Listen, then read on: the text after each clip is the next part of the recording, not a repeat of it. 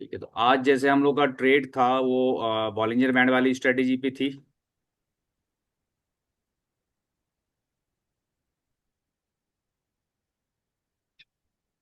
ठीक है, और टाइम फ्रेम हमारा हाफ एन आवर का था।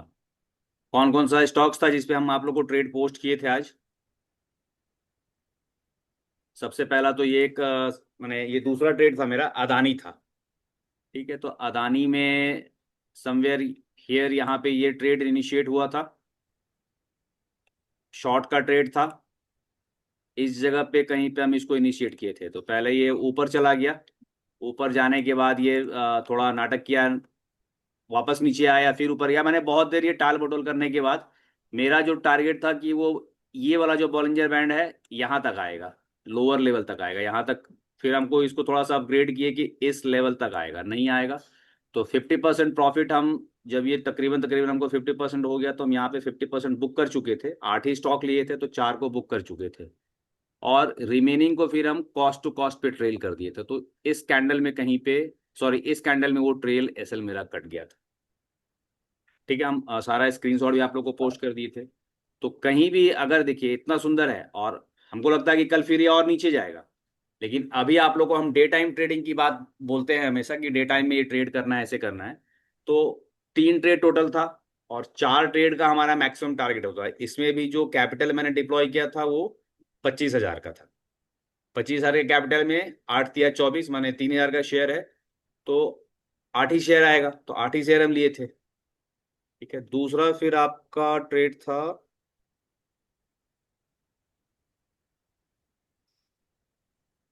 एनटीपीसी में, एक था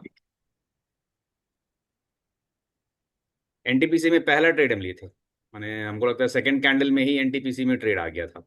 ये था एनटीपीसी का ट्रेड।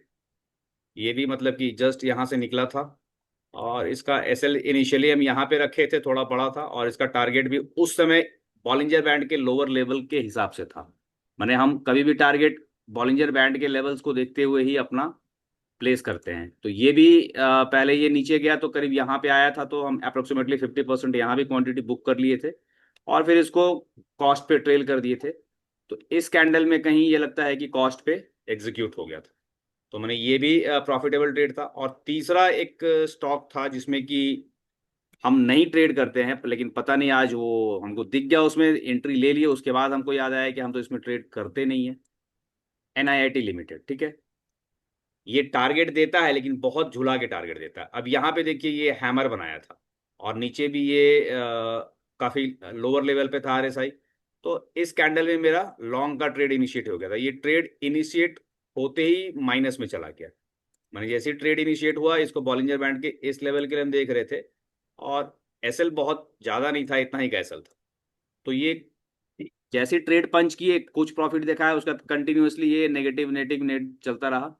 तो फिर ये तकरीबन 3:15 बजे के आसपास, ये लास्ट वाली कैंडल में ही ये कॉस्ट टू कॉस्ट आया था। मतलब बोल सकते हैं कि हम बच गए या जो भी है। ये फॉर्चुनेट ट्रेड था, इसमें किस्मत ने साथ दिया। ये कॉस्ट टू कॉस्ट जैसे ही आया, 1-2 रुपया का, मतलब कि सॉरी 10-12 रुपया का प्रॉफिट हमको दिखा रहा था, तो हम यहाँ पे इसको एग्जिट कर दिए। और जैसे ही हम एग्जिट किया उसके तुरंत बाद ये धराशायी हो गया। ठीक है, और इसके बाद बस यही 3 ट्रेड था आज का मेरा। तो अगर हम ट्रेड ले रहे हैं और ट्रेड ग्रुप में डाल रहे हैं आप लोगों को दिखाने के लिए, तो ऑब्जेक्टिव मेरा सिर्फ इतना है कि एक क्लैरिटी आपके अंदर भी आए कि ट्रेड कैसे पंच करते हैं। जैसे हम बार बार बोलते हैं कि इसमें स्टॉप लॉस बहुत कम लगने की गुंजाइश होती है। चाहे वो आप ट्रेंड राइडर वाला स्ट्रैटेजी ले लीजिए, चाहे आप इस स्ट्रैटेजी को ले लीजिए, स्टॉप लॉस बहुत कम लगता है।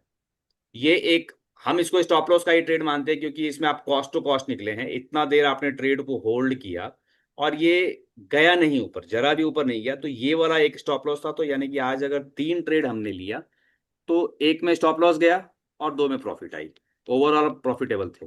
लेकिन एंट्री बहुत सारों में बन रहा था। अगर हम यहाँ से बारी से देखे, तो ये अशोक लीलैंड इसमें नहीं था, बजाज ऑटो में काफी सारे स्टॉक्स में एंट्री आई थी। अगर आप देखिएगा तो इसमें देखिए कितना सुंदर एंट्री आया था आपका।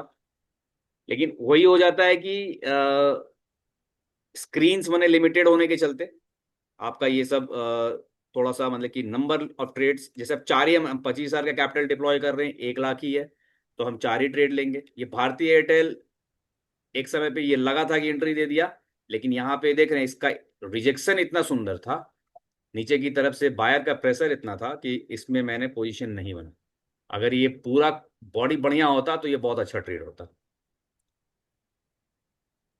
मैंने आप ओवरऑल देखिए बहुत सारा ट्रेड आपको आ जाया होगा। तो इसलिए जैसे आपके अंदर में अगर 5 स्टॉक है, तो कम से कम 5 स्टॉक को अगर आप लोग ऑनेस्टली फॉलो करके डालिएगा, जैसे ये कोल इंडिया देखिए, ये बहुत अच्छा ट्रेड था, लेकिन इसे मैंने इनिशिएट नहीं किया। कितना अच्छा देख रहे हैं, ये ऑलमोस्ट 70 के पास है, इतना सुंदर सा इन्वर्टेड हैमर है, बहुत सॉलिड ट्रेड था। तो मैंने आप जब देखिएगा तो अपॉर्चुनिटीज, एम्पल ऑफ अपॉर्चुनिटीज है, मैंने भरा पड़ा हुआ अपॉर्चुनिटीज। एक टाइम पे ये भी लग रहा था, इसके लिए मैं प्रिपेयर था कि डिविज लैब में अगर एंट्री आएगा तो हम लेंगे, लेकिन ये आया नहीं, मैंने कंफर्मेशन इसमें आई नहीं, और ये और ऊपर मैंने कि आरएसआई प्लस में था, और ये आरएसआई एकदम 80-85 के आसपास पहुंच गया। कल हो सकता है इसमें अपॉर्चुनिटी दे ये। फिर आपका ये आयशर मोटर्स, मतलब बहुत सारी अपॉर्चुनिटीज थी,